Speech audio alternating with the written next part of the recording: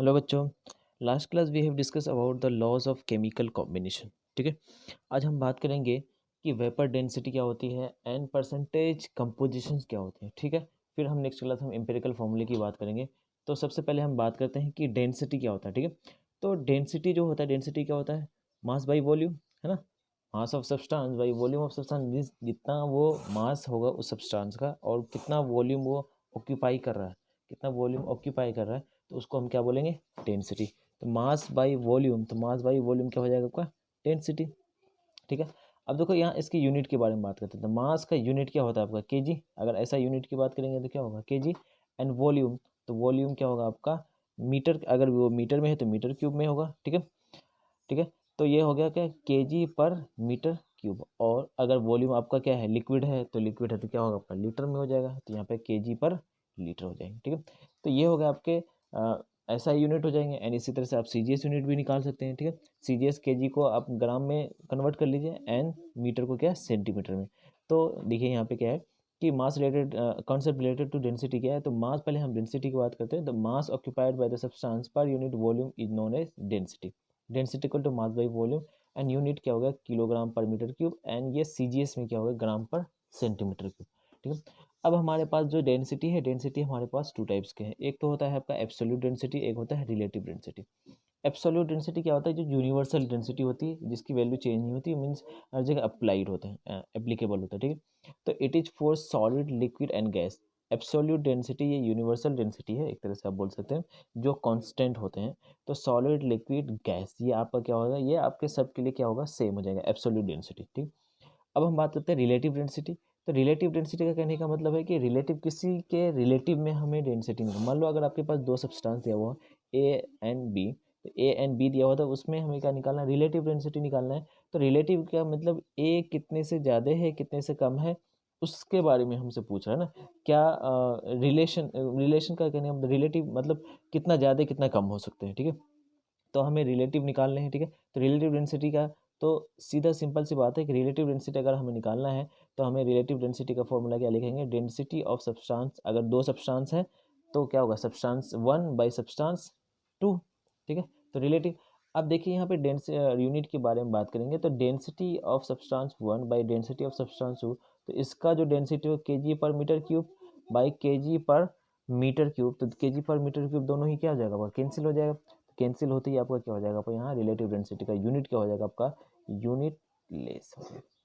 ठीक है, relative density का यूनिट क्या हो जाएगा? आपका यूनिट लेस हो जाएगा। ठीक है, तो यही यहाँ से आप क्या कर लिए कि relative density of gas non vapour density. अब हम जब गैस के बारे में बात करेंगे तो ये किसी भी सब्सटेंस के बारे में था रिलेटिव डेंसिटी। अगर मैं इसी को गैस के टर्म में लिखूं तो गैस के टर्म में जो रिलेटिव डेंसिटी को आप क्या बोल सकते हैं? वेपर डेंसिटी के बारे में। ठीक है, तो रिलेटिव डेंसिटी को आप क्या बोले? वेपर डेंसिटी बोलते हैं। It is the ratio of density of gas to the density of another gas. ठीक है, density of gas to another gas. ठीक है, तो अगर किसी सब्सटेंस के बारे में बात कर रहे हैं, है ना, वो स्पेसिफाइड नहीं है, तब स्पेसिफाइड नहीं है तब आपको क्या हो जाएगा? वो रिलेटिव डेंसिटी होगा। अगर हमने गैस के बारे में बात किया तो गैस के बारे में हो जाए तो वो क्या हो जाएगा? आपका वेपर डेंसिटी हो जाएगा। ठीक है, चलो, तो वेपर डेंसिटी है तो देखिए वेपर डेंसिटी के बारे में। Density of gas one at any temperature, any pressure and temperature, किसी भी प्रेशर एंड टेम्परेचर की बात करेंगे। ठीक है, अगर डेंसिटी ऑफ गैस टू है तो same pressure and temperature, means जो आपका प्रेशर सेम है ना, प्रेशर पी एंड टी, तो आपके प्रेशर एंड जो पहले वाले गैस का है वही आपका दूसरा वाला क्या होगा? उसी सेम प्रेशर एंड टेम्परेचर की बात करेंगे। तो वेपर डेंसिटी, तो वेपर डेंसिटी का अब बताइए कि वेपर डेंसिटी का यूनिट क्या होगा? आपका यूनिट लेस होगा। तो वेपर डेंसिटी रिलेटिव डेंसिटी का आपका यूनिट भी क्या होगा? आपका ये से यूनिटलेस होगा। एंड दूसरी चीज़ है ये कि अगर हमें क्वेश्चन में दिया हुआ नहीं हो कि किसके रेस्पेक्ट में हमें निकालना है, किसके रेस्पेक्ट में निकालना है गैस डेंसिटी निकालना है, तो अगर कुछ दिया हुआ नहीं है तो हम क्या लेते हैं? H2 गैस लेते हैं। क्या लेते हैं? H2 gas. अगर दिया हुआ है तो कोई दिक्कत नहीं, आप आराम से जिससे रिलेटिव डेंसिटी, वेपर डेंसिटी पूछ रहा है और किसके रेस्पेक्ट में पूछ रहा है, वो चीज़ आप लिख लीजिए दोनों में। ठीक है, चलो, तो समझ में आ गया कि अगर आपके दिया हुआ नहीं है गैस टू, किसके रिलेटिव रिलेटिव में निकालने हैं, तो आप क्या लेके चलेंगे? H2 लेके चलेंगे। ठीक है, अब चलो वेपर डेंसिटी के बारे में बात करते हैं। तो वेपर डेंसिटी का फॉर्मूला हो गया आपका डेंसिटी ऑफ गैस और density of H2 gas at same temperature and pressure, जो इसका टेम्परेचर एंड प्रेशर होगा वो इसका नीचे वाले का भी होगा, ठीक है। अब देखो यहाँ से क्या है कि वेपर डेंसिटी को हम कहीं ना कहीं मोलिकुलर वेट में हमने कन्वर्ट किया। देखो मोलिकुलर वेट में कैसे कन्वर्ट करते हैं कि इनके, तो पहले वाले गैस का देखो क्या है कि आपका कि गिवन मास बाई क्या होगा, वॉल्यूम। दूसरे वाले का मान लो अगर ए ऊपर वाले लेते हैं, बी नीचे लेते हैं, तो मास ऑफ वी बी। अगर सेम वॉल्यूम के बारे में बात हो रही है तो same V A equal to V two हो जाएगा, वी ए वी बी क्या हो जाएगा, कैंसिल हो जाएगा, तो एम बाई एम हो जाएगा। तो मीन्स कहने का मतलब ये हुआ कि यहाँ पे जो हो गया molar mass A by molar mass B, ठीक है। अब देखो मोलर मास हमने क्या बोला था कि अगर आपको डेंसिटी किस मॉलिक्यूल्स का दिया हुआ है, उस मॉलिक्यूल्स का अगर दिया हुआ कुछ नहीं रहे तो हम क्या लेंगे, H2 लेके चलेंगे। अब बताओ H2 का मोलर मास क्या होगा, 2। तो मोलर मास H2 का कितना हो गया, 2। तो क्या लिखेंगे, vapour density equal to molar weight या मोलर मास बाई 2, ठीक है। तो यहाँ से आप लिख लीजिए मोलर वेट या molar mass equals to 2 into vapour density. तो मीन्स कहने का मतलब है अगर आपको वेपर डेंसिटी वेपर डेंसिटी अगर आपको पता है तो आप उस कंपाउंड का आप क्या निकाल सकते हैं, मोलर मास निकाल सकते हैं, मोलिकुलर वेट निकाल सकते हैं, ठीक है। तो मोलिकुलर वेट क्या हो गया, 2 टाइम्स ऑफ वेपर डेंसिटी, ठीक है। एंड अगर आपके पास वेपर गैस दिया हुआ नहीं है, मीन्स आपके पास H2 गैस नहीं है ना, मीन्स उसके जगह पे कुछ रिलेटिव में कुछ बोल दिया है, रिलेटिव में कोई भी गैस आपके बारे में बोल दिया है, तो रिलेटिव डेंसिटी इक्वल्स टू क्या हो जाएगा कि density of gas A by density of gas B. अगर दिया हुआ नहीं है तो आप इस डेंसिटी ऑफ गैस बी को आप क्या लेके चलेंगे, H2 लेके चलेंगे, हाइड्रोजन लेके चलेंगे, ठीक है। अगर दिया हुआ नहीं है तो आप हाइड्रोजन लेके चलेंगे, अगर दिया हुआ है तो आप दोनों को एक दूसरे को रिलेटिव में आप निकाल सकते हैं, ठीक है। चलो इससे इसके बेसिस पे हम कुछ क्वेश्चंस कर लेते हैं। तो पहला क्वेश्चन है कि calculate vapour density of SO2 gas. तो vapour density of SO2 gas, तो वेपर डेंसिटी निकाला, तो वेपर डेंसिटी का फॉर्मूला क्या है, molar weight molar mass by 2। तो मोलर मास बाई 2 यहाँ पे क्योंकि ओनली S2 गैस बोला और हाइड्रोजन गैस के बारे में यार किसके रिलेटिव में बोला है वो चीज़ें हमें नहीं बोला गया, तो हम सीधा हम हाइड्रोजन लेके चलेंगे, ठीक है। तो हाइड्रोजन लेके चलेंगे, वेपर डेंसिटी का फॉर्मूला मोलर मास बाई 2। तो मोलर मास आपको सिर्फ ओनली कैलकुलेट करना है SO2 का। तो सल्फर का कितना होता है आपका वे मोलर मास कितना होता है 32, प्लस ऑक्सीजन का कितना होता है 16 इंटू 2, तो कितना हो गया 32। तो 32 कितना हो गया आपका 64, एंड इसको 2 से डिवाइड करेंगे तो आपका क्या हो जाएगा, वेपर डेंसिटी हो जाएगा। तो 64/2 आपका क्या हो गया, वेपर डेंसिटी। क्लियर है। तो इस वाले क्वेश्चन में, पहले वाले क्वेश्चन में आपको कुछ दिया हुआ नहीं था, किसके रिस्पेक्ट में निकाला था, हम किसके रिस्पेक्ट में निकालेंगे, हाइड्रोजन के रिस्पेक्ट में निकालेंगे, ठीक है। चलो अब हम दूसरा वाला क्वेश्चन करते हैं, देखिए कि दूसरा वाला क्या है, calculate vapour density of SO2 gas with respect to CH4, है ना। SO2 सल्फर डाइऑक्साइड को किसके रिस्पेक्ट में निकालना है आपको, मीथेन के रिस्पेक्ट में निकालना है। तो मीथेन के रिस्पेक्ट में निकालना है तो वेपर डेंसिटी का फॉर्मूला ये क्या हो जाएगा आपका, ये density of gas A by density of gas B. तो SO2 का तो आपको पता ही 64, एंड मीथेन का कितना होगा आपको बताओ, तो मीथेन का होगा, कार्बन का कितना होता है 12, एंड हाइड्रोजन का 1। तो कितने हाइड्रोजन है, 4 हाइड्रोजन है, तो कितना हो गया आपका 16। तो 64/16 बताइए कितने टाइम्स कैंसिल हो जाएगा, 4 टाइम्स कैंसिल हो जाएगा। तो वेपर डेंसिटी आपका क्या हो जाएगा, आपका 4 हो जाएगा। क्लियर है। चलो तो ये और भी कुछ क्वेश्चंस है, उस क्वेश्चन को भी करते हैं। तो पहला क्वेश्चन देखिए यहाँ पे, ठीक है। इस वाले क्वेश्चन में 16 gram of unknown gas occupies 5.6 litre. 16 gram of unknown gas occupies 5.6 litre है, ठीक है, at STP। Then calculate vapour density, then calculate vapour density. देखो तो एक अननोन गैस दिया हुआ है और उस अननोन गैस का क्या निकालना, हमें वेपर डेंसिटी निकालना है। तो वेपर डेंसिटी का फॉर्मूला होता है मोलर मास बाई 2, ठीक है। तो मोलर मास अगर मुझे मिल गया तो शायद हम कहीं ना कहीं वेपर डेंसिटी निकाल सकते हैं। अब हमें मोलर मास नहीं दिया हुआ है, हमारे पास दिया हुआ 5.6 लीटर वॉल्यूम दिया हुआ है एट STP पे। तो कहीं ना कहीं वॉल्यूम अगर दिया हुआ है एट STP पे तो हम वहाँ से नंबर ऑफ मोल्स कैलकुलेट कर सकते हैं।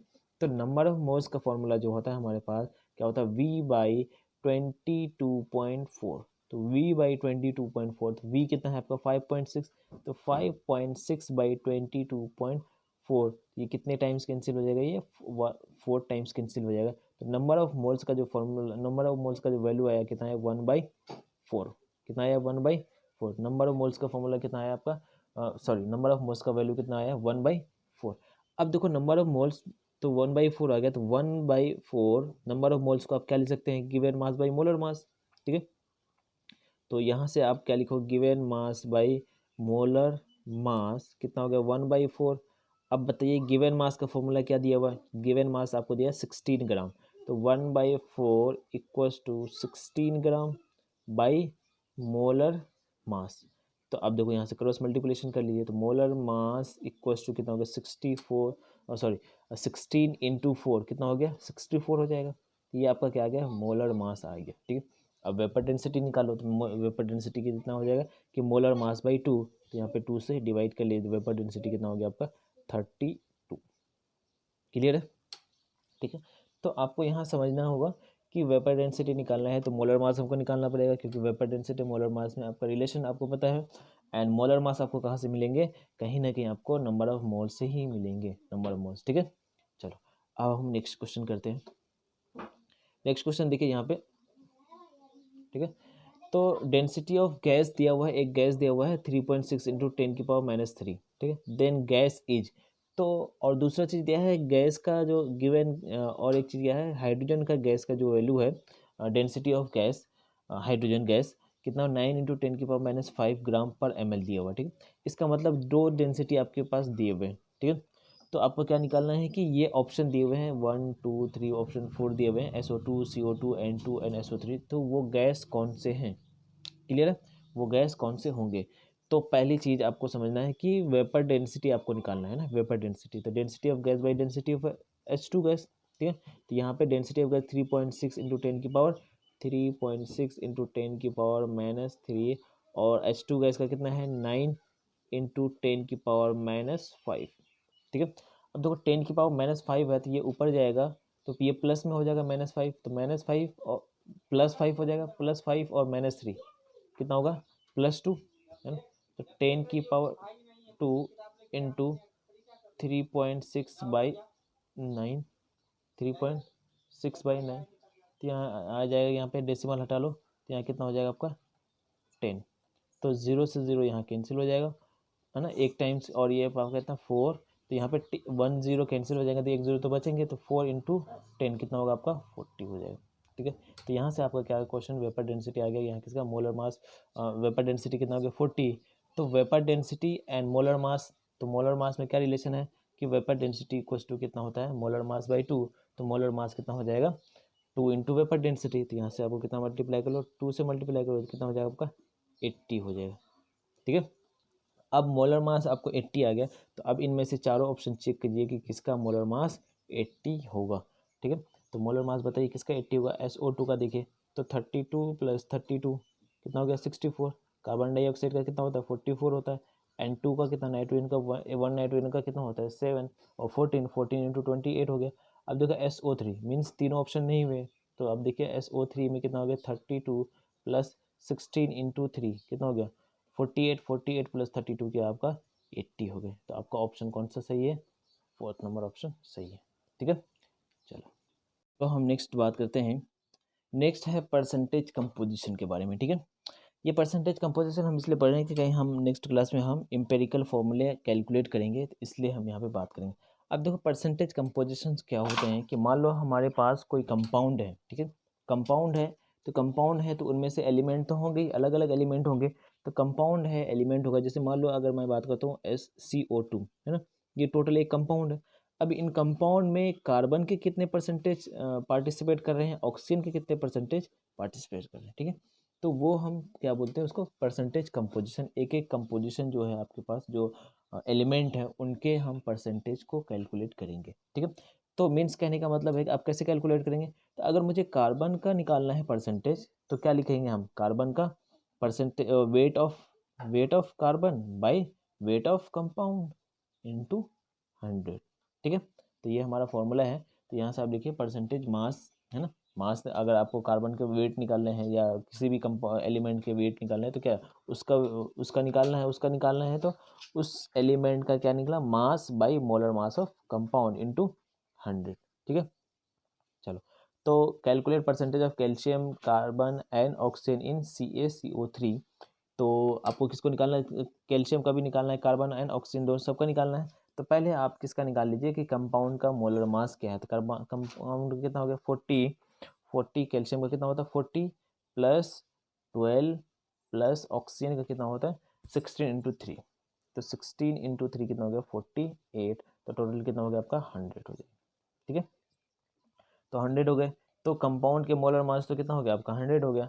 तो कैल्शियम का अगर परसेंटेज निकालना है तो कैल्शियम का वेट बाई टोटल, तो 40/100 इंटू 100 कैंसिल हो जाएगा, तो कितना परसेंटेज हो गया 40%।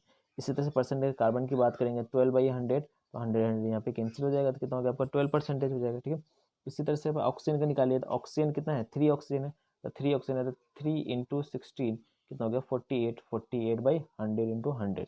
क्लियर है, ये आपका परसेंटेज कितना था आपका कैल्शियम कार्बन एंड ऑक्सीजन के परसेंटेज कंपोजिशन निकालने थे। ठीक है, एक क्वेश्चन इसमें और भी कर लेते हैं। परसेंटेज क्या निकालना है आपको यहाँ पे, calculate percentage of water crystalline in FeSO4 into 7H2, तो मीन्स इस कंपाउंड में आपको किसका निकालना है वाटर क्रिस्टलाइन का निकालना है, वाटर का निकालना है। इसमें किसी भी स्पेसिफिक एलिमेंट के बारे में नहीं बोला, ये बोला है कि इस कंपाउंड में जितने वाटर है उस वाटर का क्या निकालना है परसेंटेज निकालने हैं आपको। ठीक है, तो अब देखो पहले सबसे पहले कि इस कंपाउंड में वाटर कितने 7H2O, 7H2O, तो बताओ H2O का मोलर मास कितना हो जाएगा, H2O का मोलर मास कितना हो जाएगा कि हाइड्रोजन कितने हैं 2, तो 2 इंटू 1 2 प्लस ऑक्सीजन का कितना है 16, तो 16 इंटू 2 कितना हो गया 18, 18 इंटू 7 126।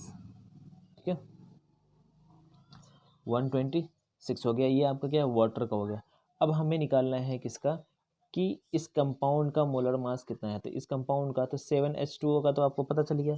अब FeSO4 का निकालना है, तो Fe का होता है आयरन का होता है 56 प्लस सल्फर का होता है 30, सल्फर का कितना होता है 32 प्लस ऑक्सीजन का कितना होता है 16, और ये ऑक्सीजन कितना है आपके पास 4 ऑक्सीजन है, तो कितना हो जाएगी ये और प्लस 126 ना।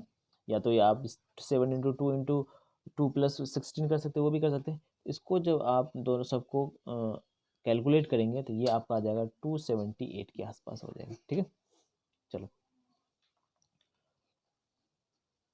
278। ठीक है, यहाँ पे एक मिस्टेक है 16 इंटू 2 है यहाँ पे। ठीक है, क्या है आपका यहाँ पे 16 इंटू 2, 16 इंटू 2 नहीं होगा, 16 इंटू कितना हो जाएगा आपका 4 होगा। 16 इंटू क्योंकि 4 तो ऑक्सीजन कितने हैं आपके 4 ऑक्सीजन है, और एक 1 ऑक्सीजन के मोलर मास कितने होते हैं 16, 16 इंटू 4 कितना होगा आपका 64। जब इसको प्लस करेंगे तो यहाँ पे कितना होगा 278। ठीक है, तो 18 इंटू 7 और यहाँ पे डिवाइड करेंगे तो ये आपका परसेंटेज आएगा लगभग 45% के आसपास आएगा। ठीक है, वाटर का क्रिस्टलाइन। ठीक है, चलो अब हम बात करते हैं। हाँ, इनमें से आपको एक क्वेश्चन भी दिया गया होमवर्क में, आपको होमवर्क निकालना है। होमवर्क में ये ग्लूकोज का है C6H12O6 में आपको कार्बन के परसेंटेज निकालने हैं, हाइड्रोजन के परसेंटेज निकालने हैं और ऑक्सीजन के परसेंटेज निकाल के बताने हैं। ठीक है, चलो अब हम बात करते हैं empirical formula and molecular formula के बारे में थोड़ा सा, है ना। आज हम empirical formula and molecular formula के बेसिक्स पढ़ेंगे, मीन्स थ्योरी पढ़ेंगे, एंड नेक्स्ट क्लास में हम कैसे एम्पेरिकल फार्मूला कैलकुलेट करते हैं उसके बारे में हम जानेंगे। ठीक है, चलो तो एम्पेरिकल फार्मूला से पहले हम फार्मूले की बात करते हैं कि फार्मूला आखिर क्या होता है। क्या होता है formula, formula is the group of symbol of element which represent one molecule of substance. ठीक है, मीन्स कहने का मतलब है कि ऐसा सिंबल, ऐसा सिंबॉलिक फॉर्म में अगर कोई भी ऐसी चीज़ है जिसको आप रिप्रेजेंट करते हैं, है ना, कि उसके नेम नहीं बोल के हम उसका छोटा सा नेम के फर्स्ट पार्ट हो गया, ठीक है, वो लेके हम उस कंपाउंड के बारे में अगर हम बता रहे हैं तो वो हमारे पास क्या हो जाएगा फॉर्मूला हो जाएगा। मीन्स कहने का मतलब अगर मान लो कि HCl, क्या आपका HCl, ठीक है, तो H ये क्या आपका हाइड्रोजन और ये क्या आपका क्लोरीन है। ठीक है, तो हाइड्रोजन एंड क्लोरीन ये क्या हो जाएंगे आपका केमिस्ट्री के टर्म में, आपका हाइड्रोजन एक अलग एलिमेंट है और ये आपका Cl क्लोरीन आपका अलग एलिमेंट है। तो ये क्या है आपके, ये एक कंपाउंड को रिप्रेजेंट कर रहा है। ठीक है, ये क्या करता है मॉलिक्यूल्स को रिप्रेजेंट कर रहे हैं, तो इसको क्या बोलते हैं फॉर्मूले बोलते हैं। ये मैथ्स वाले फॉर्मूले की बात हम नहीं करें, ये हम किसकी बात करें, ये केमिस्ट्री वाले फॉर्मूले की बात करते हैं। ठीक है, जैसे H2O हो गया, ये कैल्शियम कार्बोनेट हो गया, ये हमारे पास ये क्या हो गया फॉर्मूला हो गया। अब देखो फॉर्मूले भी हैं, तो फॉर्मूले हैं तो हमारे पास 2 टाइप्स के फॉर्मूले होते हैं। एक तो होता है आपका एम्पेरिकल फार्मूला होता है, दूसरा होता है मोलिकुलर फार्मूला। एक क्या होता है एम्पेरिकल और दूसरा क्या होता है आपका मोलिकुलर फार्मूले होते हैं। ठीक है, तो सबसे पहले हम बात करते हैं मोलिकुलर फार्मूला क्या होता है। ठीक है, देखो मोलिकुलर फार्मूला है तो मोलिकुलर फार्मूले को MF भी बोल सकते हैं। ठीक है, चलो तो मोलिकुलर फार्मूला के it represent exact number of atom, है ना।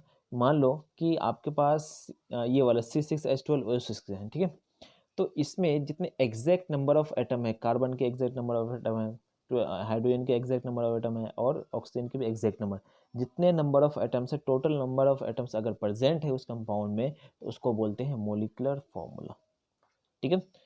एंड दूसरा इंपेरिकल फॉर्मूला है, तो इंपेरिकल फॉर्मूला क्या है, सिंपलेस्ट रेशियो। मीन्स कहने का मतलब है कि ये जो कंपाउंड है C6H12O6 में, इसका जो सिंपलेस्ट रेशियो होगा, मीन्स कार्बन का कितना है आपका 6, एटम कितने परसेंट है 6, हाइड्रोजन के एटम कितने परसेंट है 12 एंड ऑक्सीजन के कितने परसेंट है 6। तो इनका जो सिंपलेस्ट रेशियो होगा है, ऐसे नंबर आप कॉमन ले लीजिए जिससे ये आपका सिंपलेस्ट रेशियो में हो जाए। ठीक है। तो अगर मैं यहाँ से 6 कॉमन ले लूँ तो यहाँ पे 1 बच जाएंगे, यहाँ पे 2 बचेगा और यहाँ पे 1 बचेगा। मीन्स कहने का मतलब हो जाएगा कि कार्बन 1 हो जाएगा, हाइड्रोजन कितना हो जाएगा 2 हो जाएगा और ऑक्सीजन 1 हो जाएगा। तो जो आपका हो जाएगा क्या होगा CH2O हो जाएगा। ठीक है। तो ये CH2O ये आपका ग्लूकोज ही है, बट ये आपका क्या है एम्पेरिकल फॉर्मूले के टर्म में लिखा गया है। लेकिन एम्पेरिकल फॉर्मूला एक तरह से आप बोल सकते हैं कंफ्यूज हो जाएंगे अगर आपको मोलिकुलर फॉर्मूला दिया हुआ नहीं है। अगर एम्पेरिकल फॉर्मूला दिया है तो आप बोलेंगे कि ये क्या आपका क्या ये आपका ग्लूकोज है, एकदम नहीं है, ग्लूकोज मान ही नहीं सकते। तो ऐसा नहीं होता, ऐसा होता है कभी कभी। तो एम्पेरिकल फार्मूला बहुत ही कम लिखे होते हैं। ठीक है। एंड हर जगह आपको मोलिकुलर फार्मूले ही मिलेंगे। ठीक है। चलो, तो समझ में आ गया कि एम्पेरिकल फार्मूला एंड मोलिकुलर फार्मूले में क्या डिफरेंसेस है। ठीक है। अब हम कुछ मोलिकुलर फार्मूले दिए हुए हैं और उसके एम्पेरिकल फार्मूले निकालने हैं। ठीक ठीक है। ये मोलिकुलर फॉर्मूला C6H12O6 ये आपका इंपेरिकल फॉर्म आपने लिखा। और जो आपका N है ना, N मीन्स कहने का मतलब जो आपने क्या लिया यहाँ पे, जो सिंपलेस्ट रेशियो आपका आया N वही आपका सिंपलेस्ट रेशियो है। एंड इसको आप नेचुरल नंबर बोल सकते हैं। नेचुरल नंबर सिंपलेस्ट रेशियो तो आपका नेचुरल नंबर ही आएगा ना। मिनिमम तो 1 तो कॉमन आएगा ही है ना, 1 तो सब में कॉमन आएगा, 2 3 4 5 तो अगर आ रहे हैं तो ठीक है, नहीं तो फिर आपका मिनिमम N की वैल्यू जो होगा 1 हो गई। ठीक है। C6H6 जो बेंजीन का फॉर्मूला है, तो इसका जो कितना हो गया आपका 6 कॉमन ले लीजिए, 6 दोनों में आपका है तो 6 आप कॉमन ले सकते हैं CH। तो सिंपलेस्ट रेशियो आपका क्या हो जाएगा CH। C2H4 बताइए, C2H4 का फॉर्मूला क्या क्या नाम है इसका, है ना, ये क्या हो जाएगा आपका इथीन हो जाएगा। ठीक है। तो इसका सिंपलेस्ट रेशियो क्या हो जाएगा आपका 2 आप कॉमन ले लेते CH2 हो जाएगा CH4। अब देखो CH4 में कुछ कॉमन नहीं आएगा, 1 तो एटलीस्ट कॉमन आएगा तो 1 आ गया, है ना। FeSO4 तो FeSO4 में कितना 1 आ गया। H2O2 हाइड्रोजन पर ऑक्साइड। ठीक है। तो इसका क्या हो जाएगा HO हो जाएगा। CH3COOH देखो इसमें कंफ्यूज हो जाते हैं लोग, क्योंकि देखो यहाँ पे कार्बन कितने हैं आपका 2, हाइड्रोजन कितने हैं आपके यहाँ पे 4 एंड ऑक्सीजन कितने हैं आपके 2। अब बताइए यहाँ पे इंपेरिकल फॉर्मूला क्या आएगा CH2O। ठीक है।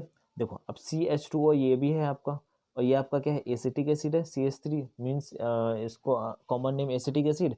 एंड दूसरा इसका नेम क्या है आपका इथेनोइक एसिड, है ना। हमने आपको इसको नोमेनक्लेचर में आप लोग को पढ़ा दिया है कि अगर जो नहीं पढ़े हैं आप नोमेनक्लेचर आप देख सकते हैं, नोमेनक्लेचर का है ना वीडियो लेक्चर आप देख सकते हैं। तो ये आपके क्या हो गए इंपेरिकल फॉर्मूला CH2O हो गए इथेनोइक एसिड का, और N की वैल्यू कितना हो गया। तो कहीं ना कहीं एक चीज़ तो समझ में आ गया सर, जो आप यहाँ कॉमन ले रहे हैं कहीं ना कहीं empirical formula and molecular formula में कुछ ना कुछ रिलेशन तो होंगे, एकदम रिलेशन है। तो एक क्या रिलेशन है कि मान लो सर अगर मैं एक बात कर लेता हूँ, क्या इंपेरिकल फार्मूला दिया हुआ हो और एन का वैल्यू दिया हुआ हो, तो आप मॉलिक्यूलर फार्मूला निकाल सकते हैं, एकदम निकाल सकते हैं ना। कि मान लो अगर आपके पास इंपेरिकल फार्मूला CH2O है एंड आपको आपसे पूछा है मॉलिक्यूलर फार्मूला एन की वैल्यू दिया हुआ है, तो इसको 6 से मल्टीप्लाई कर लीजिए, तो क्या होगा C6H12O6 हो जाएगा। ठीक। तो यहाँ पे नेक्स्ट टर्म क्या है कि relation between molecular formula empirical formula. तो मोलिकुलर फार्मूला क्या होगा एन इंटू एम्पेरिकल फार्मूला। देखो कहीं कहीं एन जो लिखा रहता है मोलिकुलर फार्मूला इक्वल्स टू क्या होता है आपका एम्पेरिकल फार्मूला, है ना।